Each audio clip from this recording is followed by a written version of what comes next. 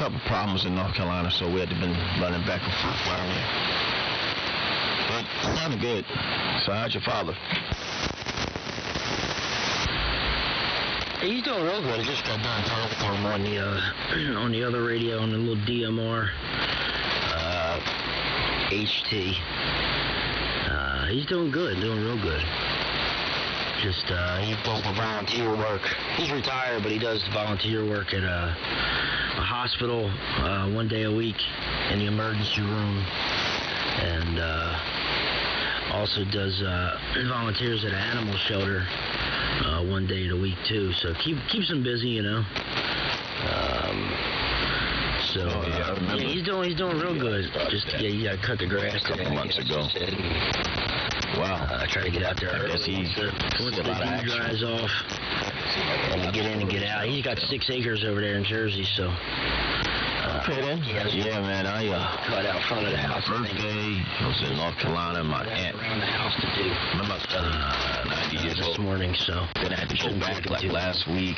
Yeah, he's doing good. And real good on the new job. Cousins trying to renovate a bandit trailer on the land in the woods illegally. That has to be didn't even tell me. And talking about that so I had to get code enforcement, get everybody involved, because I don't know somebody coming back want to sue me and all that old mess. And you know, my own cousins trying to move in on the 50 acres. So the foundations are slabs of concrete, out the sun, and you know, shade. I just been working on this new job. I roofed as a late teenager, and in my early 20s, you know. Double, we guys doubled. You know, before I really found my way and just around side jobs and stuff during the weekend. I remember it being hot in the summertime, man. It was just too much. And guys that have been doing it for 20 plus years, I don't know how. You got to be a different breed, Daryl. You know that, to do that, man. And so more power to you, man. Hopefully, next time you're up there next week, or if you're working tomorrow, I don't know, you'll have a little bit of reprieve from the heat. But yeah, I remember you saying you were down there cutting grass down there in North Carolina, and down there. So hopefully you got everything squared away down there now, and hopefully one day you'll retire down there and put plenty of land, plenty of towers, and all that mess there. So beautiful area down there, that's for sure. All right, Darryl, I'll turn it back over to you one more, then I got to get on out of here, get ready for work. So good catching up with you.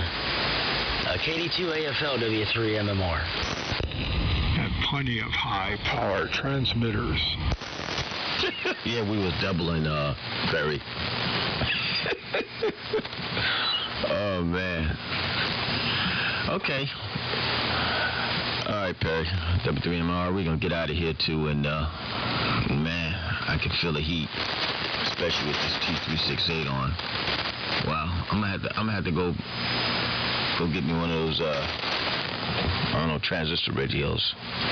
But it's not really hot in the house here yet. But all right then, I'm gonna get out of here and listen for a little bit. W3MMR. This is KD2AFL. Hello, Daryl. This is WA1QIX. Hey, Steve. Wow. It's been a long time I talked to you. Still sounds good, but I've been busy. Running here, running there, in the Carolinas and all that. So, Steve, what you doing? How you been doing? I've been doing good. I've been listening for about 15 or 20 minutes here. And Ted is there. Ted, you're going to bake in the Faraday cage. You're right. You got to get in the pool. And how you doing there, Perry? Hearing you fine, too. Yeah, KD2AFL, WA1QIX remote. Yeah, I'm driving, I'm up here in the state of New Hampshire, driving to an association meeting, as they call it. It's far away from me, but anyway, I'm going to it. So that's what's going on here. And yeah, it's summertime, and you're working on the roof there. Daryl, I bet it is hot as you know what. At least you start early and get done before the real hot stuff. But it's hot in the morning. And even probably anything after about 10 o'clock is probably pretty warm. I remember back in the 1960s, I was delivering newspapers. I used to deliver the Norwalk Hour. And I still remember this like it was yesterday. It was in the summertime and delivering the papers, and there's a picture of a guy coming out of a manhole, sticking his head out of a manhole in New York City. And in the background, you can see a thermometer. I don't know where it was, but it was somewhere where there was a thermometer. And it was 107 degrees. The thermometer showed 107 degrees. That was sometime back in the mid-60s, probably about, I'm guessing between 66 and 67, when I was delivering that particular newspaper.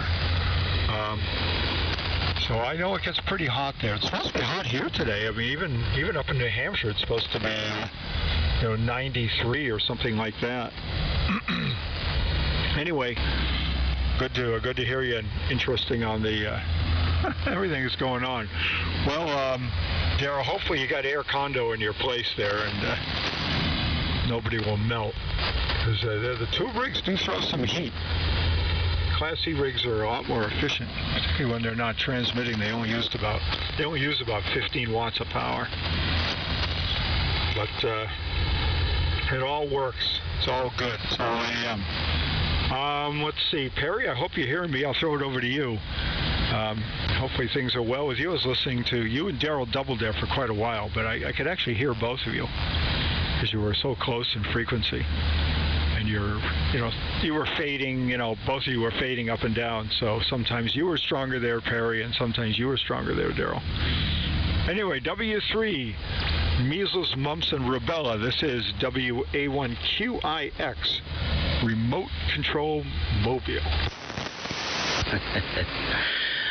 Good morning, Steve. I haven't heard that in a while. Measles, mumps, and rubella. Real cool. Well, I'm gonna say 73, guys. I gotta get ready for work and go endure this heat for till 4 o'clock. So not a full day, but close enough to it. So anyway, guys, take care. Stay cool. And I'm sure we'll talk to you guys again real soon. So Daryl, Ted, Steve, 73, W3, measles, mumps, and rubella. See ya.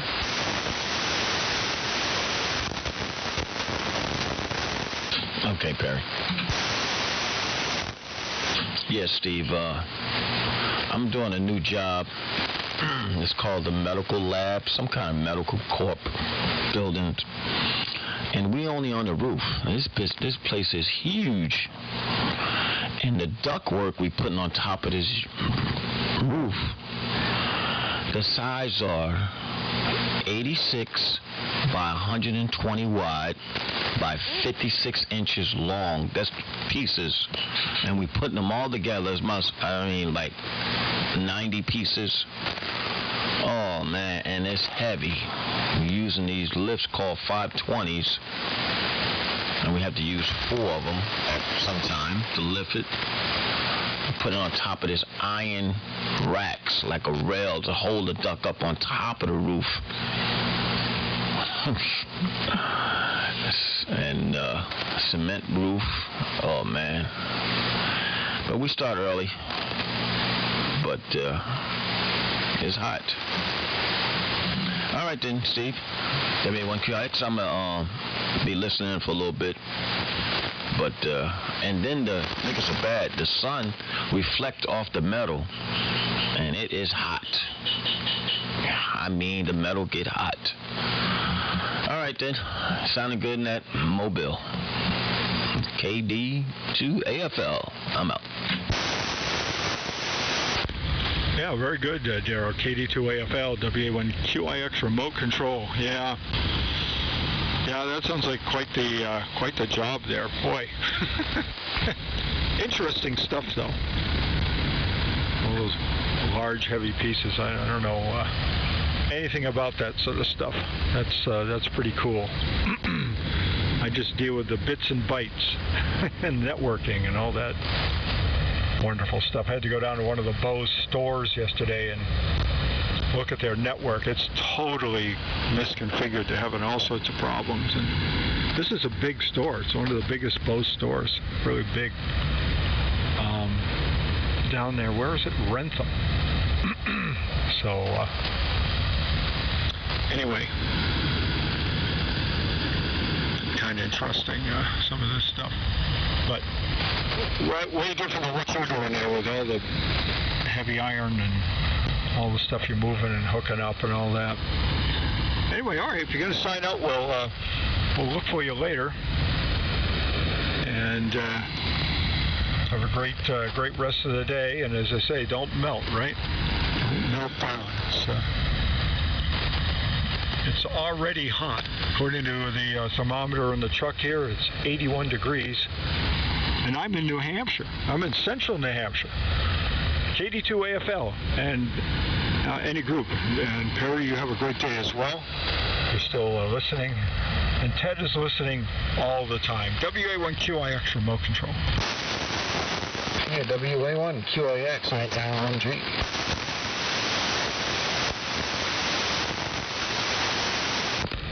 How you doing, Chris? Just waiting to see if Daryl's going to come back or anything. Yeah, AJ1G, WA1QIX, remote control. Yeah, I think Daryl. I thought maybe Daryl said he was signing out. I know Perry was. He got to work today. Oh God, can't imagine it. Yeah, so yeah, you're sounding good in the morning. I figured you were on the air somewhere because I was down at 3800 on upper sideband working some guys, and I was using the QIX receiver, and when I turned it back over to the guy, it sounded like it was muted, so you were probably transmitting, and so I just switched over to local here. Yeah, good signal. I said you're in a truck. You still have the XC90, and talking about temperature, how does the outside air temperature work in your XC90? The one in my 60 is ridiculously high on hot weather. I guess that's a common problem. I don't know, actually. AJ1G, WA1QIX remote. Yeah, I'm in my truck at the moment, my F-150. But the XC90 air conditioning works pretty well. I've had no problems with it. You set it at some temperature and it keeps it back. Well, it seems to work quite well. But I'm driving the truck here. The truck is really comfortable to drive. It's got high seats and it's pretty quiet and all that stuff. So, and I get better mileage. I got a big truck. I mean, it's a big truck. It's a big F-150 with all the stuff. And I get better gas mileage with this than I do with the XC90. I'm getting just a little under 23 miles a gallon with the truck. And the Volvo, I get about somewhere between 19 and 20. Anyway, AJ1G, WA1QIX for remote control. Yeah, okay, well, that's Steve. Yeah, you got that, what do they call it, the Echo Boost Turbo in that thing?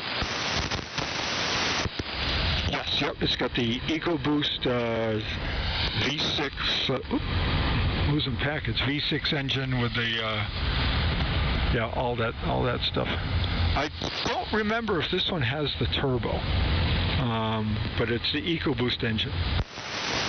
Yeah, I think they all have the turbo. Oh, that's great. Yeah.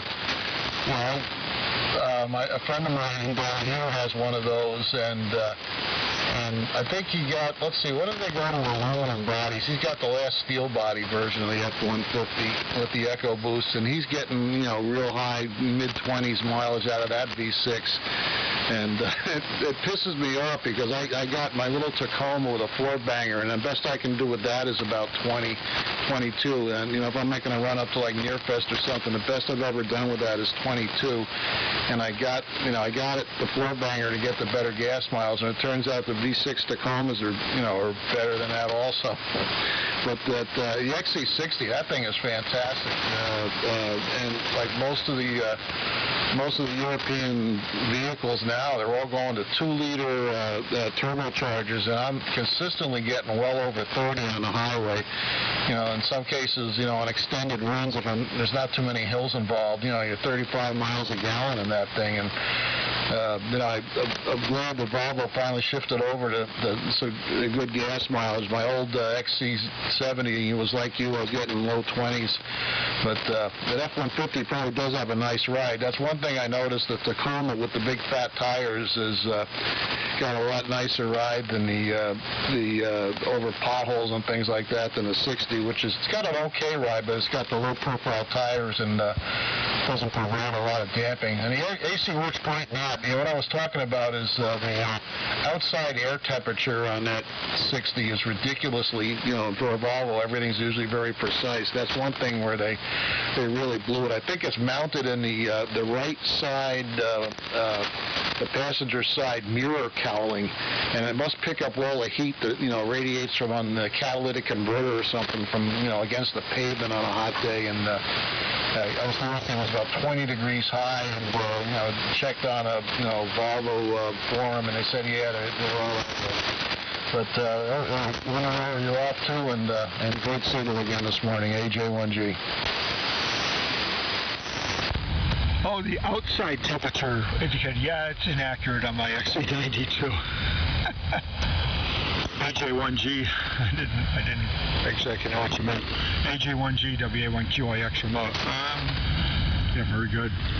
Well, it's good that they improved the mileage. The XC90, I think it, you know, largely gets poor mileage because of the weight of the vehicle. Just wait.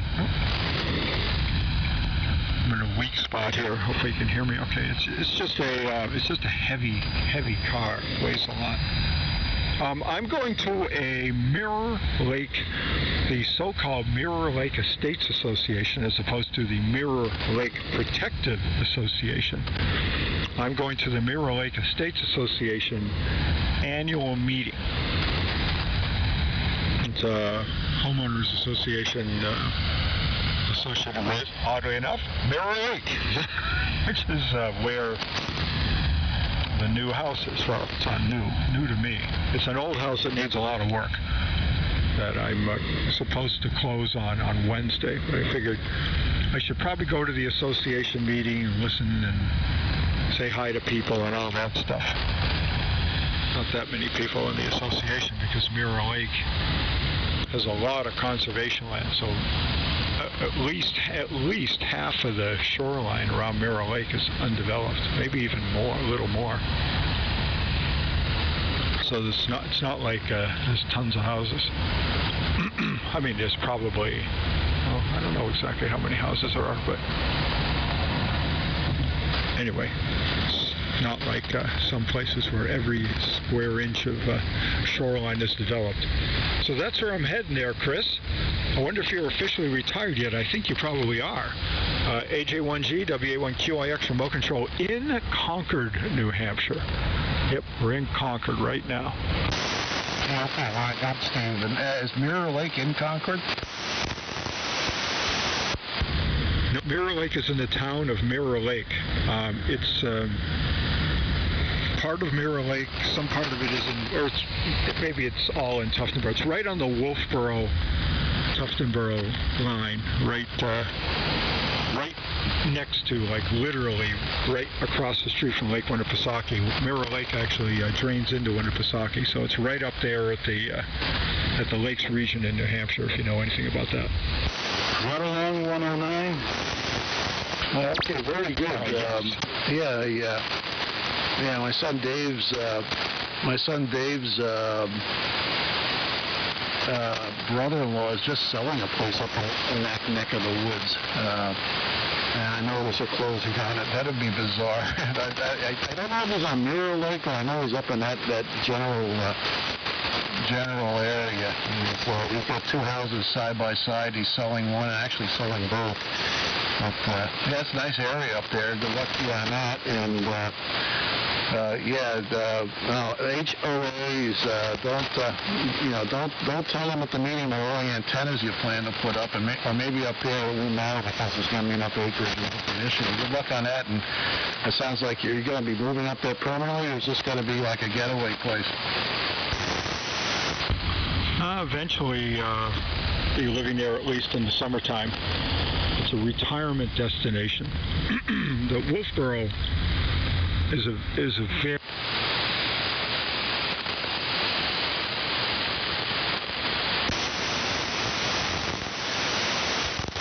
Yeah, if you're hearing me, you just dropped out. Let's see what happened here. Yeah, it's Wolfboro. It's a retirement destination. Wolfboro is a real.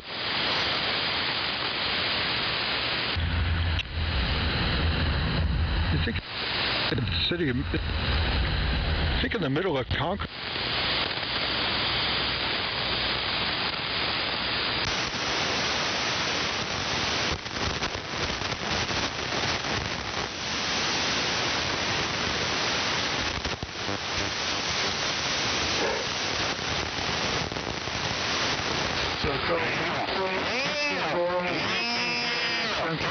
Right? And that's from the east side of Little Pisaki up to the northern tip.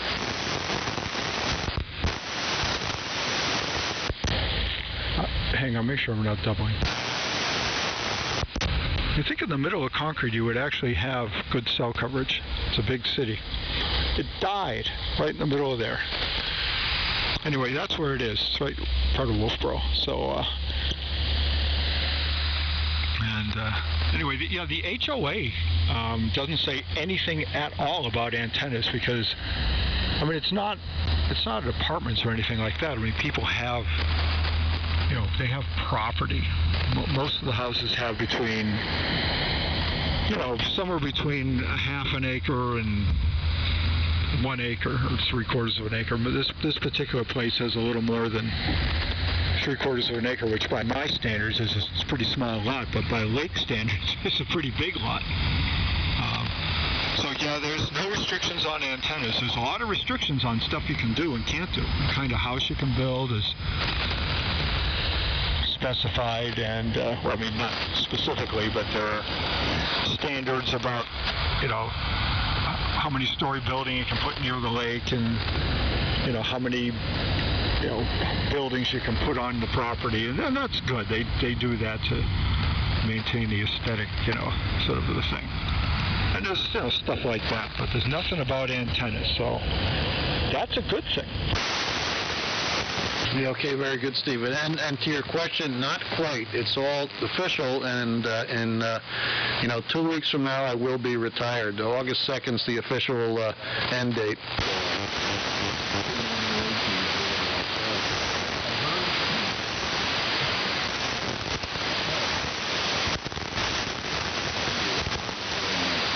Yeah, WA1QIX AJ1G. Okay, very good on all that, and maybe you dropped out again. In regards to your question, retirement-wise, I will be officially retired. My first official retirement day of being retired will be August 3rd, 2 weeks from now. Last day is August 2nd, Friday.